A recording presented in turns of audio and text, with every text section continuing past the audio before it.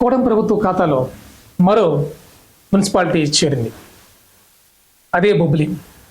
మనం ఈ మధ్యకాలంలో చూస్తూనే ఉన్నాం. యావత్ రాష్ట్రం మొత్తం మున్సిపాలిటీల్ని తమ కైవసం చేసుకోవాలని కూటమి ప్రభుత్వం తాపత్రయపడడం మనం చూస్తూనే ఉన్నాం. అయితే ఇక ప్రస్తుతం బొబ్బిలి గురించి ఒక్కసారి మనం మాట్లాడదలుచుకుంటే 31 వార్డులు కలిగిన బొబ్బిలి మున్సిపాలిటీకి గతంలో ఎలక్షన్ జరగగా 19 స్థానాలని వైసీపీ గెలుచుకోగా కేవలం 11 స్థానాలకు మాత్రమే టీడీపీ పరిమితమైంది. అయితే ప్రస్తుతం ఆ గెలిచినటువంటి వాళ్ళలో వైసీపీ వాళ్ళలో 10 మంది టీడీపీకి మద్దతుగా అవిశ్వాస తీర్మానం ప్రవేశపెట్టడం జరిగింది. వాళ్ళ మద్దతుతో టీడీపీ అవిశ్వాస తీర్మానం పెట్టింది. అయితే వాళ్ళు 11 మంది, వీళ్ళు 10 మంది, మొత్తం నేడు జరిగినటువంటి అవిశ్వాస తీర్మానంలో 21 స్థానాల్లో, దట్ మీన్స్ 21 మంది వార్డు కౌన్సిలర్లు ప్రస్తుతం ఉన్నటువంటి మున్సిపల్ చైర్పర్సన్కి వ్యతిరేకంగా అవిశ్వాసాన్ని ప్రకటించారు. దాని ద్వారా మున్సిపాలిటీ చైర్పర్సన్ అయినటువంటి చావు మురళి గారు అధికారాన్ని కోల్పోవడం జరిగింది. అయితే ఇక్కడ ఒక్క విషయం ఒకసారి మనం గమనిద్దాం. అసలు ఒక పార్టీ గుర్తుతో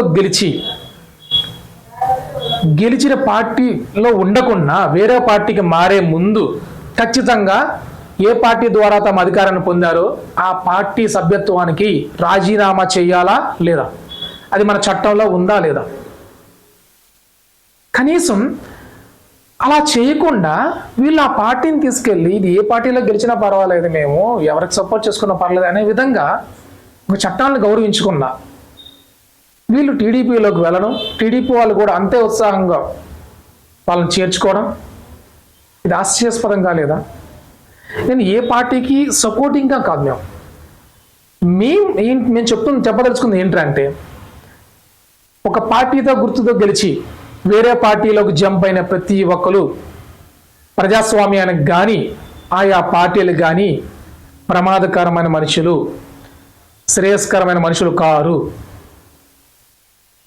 అటువంటి వాళ్ళని చేర్చుకుంటే ఈరోజు మీరు చేర్చుకుంటే రేపు వాళ్ళు చేర్చుకుంటారు. అంటే ఓట్లేసి గెలిపించిన ప్రజలకి ఇక్కడ విలువ లేదా? ప్రజల విలువల్ని మీరు గుర్తుపెట్టుకోరా? ప్రజలు ఓట్లు అంటే ప్రజల్ని ఆ ఓట్ల సమయంలో మాత్రమే వాళ్ళని మీరు దేవుళ్ళని చెప్పుకోవడం, తర్వాత వాళ్ళు వేసిన ఓటుల్ని ఆశకో అధికారానికో ఇది అమ్ముకున్నట్టు కాదా? ఇది ఆ మాత్రం గుర్తుపట్టే స్టేజ్లో ప్రజలు లేదనుకుంటున్నారా నేను?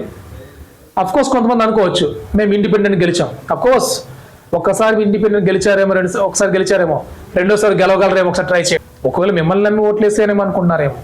లేదు, ఆ పార్టీల్ని చూసి ఆ పార్టీలు ఎవరైతే నిలబెట్టారో వాళ్ళు ప్రతినిధులుగా భావించి వాళ్ళు ఓట్లు వేసినారు. స్థానిక ఎమ్మెల్యే గారు అయినటువంటి బేబినాయన్ గారు అవిశ్వాస తీర్మానం నెగ్గిన తర్వాత ప్రజలకు ఆనందంతో ఆయన చేతులు చూపిస్తూ ఒక్కసారి ఎంత ఉత్సాహంగా ఉన్నారు చూడండి.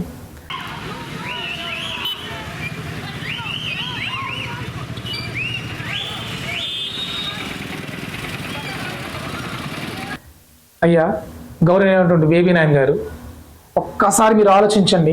ఎవరైతే ఈ 10 మంది ప్రస్తుతానికి మీ వైపు వచ్చి ఉన్నారో వైసీపీ నుంచి, వాళ్ళల్లో కొద్దిమంది గతంలో మిమ్మల్ని ఎంత నీచంగా మాట్లాడారో ఒక్కసారి ఆలోచించండి సార్.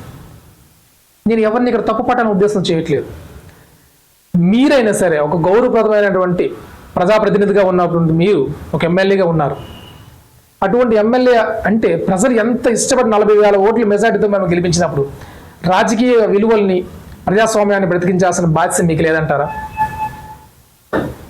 వాళ్ళ పార్టీ సభ్యత్వానికి మీరు మాలో చేరాలంటే, అవిశ్వాసం తీర్మానం చేయాలంటే మీరు మీ గెలిచిన ఏదైతే మీరు ఏ గుర్తుతోనైతే మీరు గెలిచారో ఆ పార్టీకి రాజీనామా చేయండి అని మీరు వాళ్ళు ఎందుకు చెప్పలేదు? గతంలో కూడా ఎమ్మెల్యేలను 23 మంది వైసీపీ ఎమ్మెల్యేలను టీడీపీ అతి దారుణంగా వాళ్ళ పార్టీ సభ్యత్వానికి రాజీనామా చేయకుండా వాళ్ళని పార్టీలోకి తీసుకొని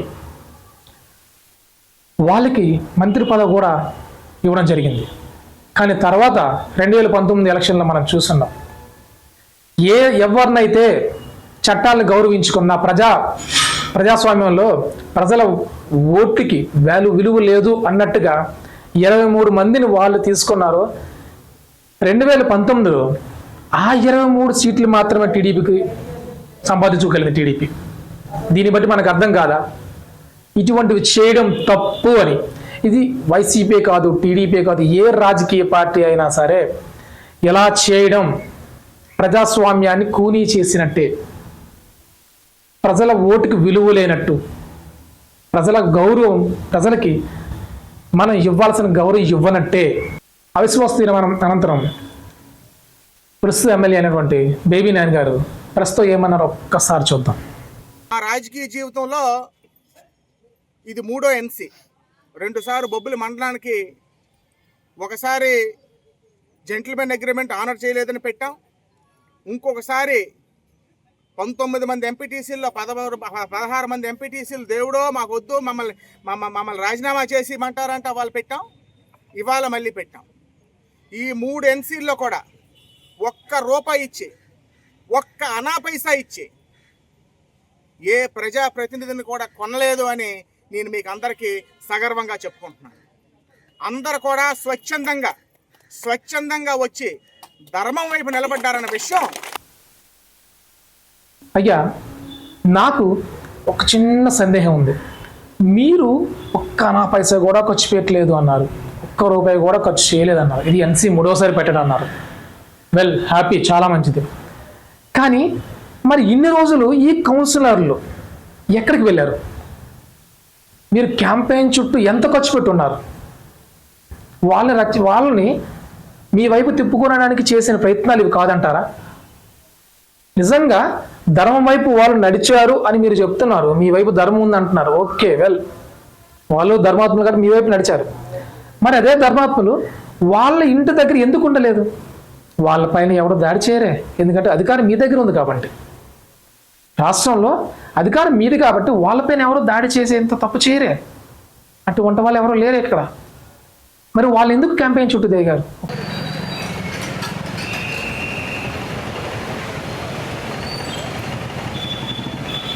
ఒక రూపాయి కూడా మీరు ఖర్చు పెట్టుకున్నా, వాళ్ళకి ఎటువంటి ఆశ చూపించకున్నా, వాళ్ళని భయపెట్టకున్నా మీరు ఎలా వాళ్ళని మీ వైపు తిప్పుకున్నారు? సరే, వాళ్ళకి మున్సిపాలిటీ చైర్పర్సన్ నచ్చలేదు. మున్సిపాలిటీ చైర్పర్సన్ నచ్చకపోతే పార్టీ పెద్దల ముందు పెట్టాలా, ఇంకొక పార్టీ ముందు కాదు కదా. సరే, అది కూడా వదిలేద్దాం. ఇప్పుడు నాకు ఒక్క ధర్మ సందేహం. ఏదైతే మున్సిపాలిటీ చైర్పర్సన్ నచ్చలేదని వాళ్ళు మీ దగ్గరకు వచ్చారు, వచ్చిన 10 మందిలో ఒక్కరిని మీరు మున్సిపాలిటీ చైర్మన్గా పెట్టగలరా, నియమించగలరా?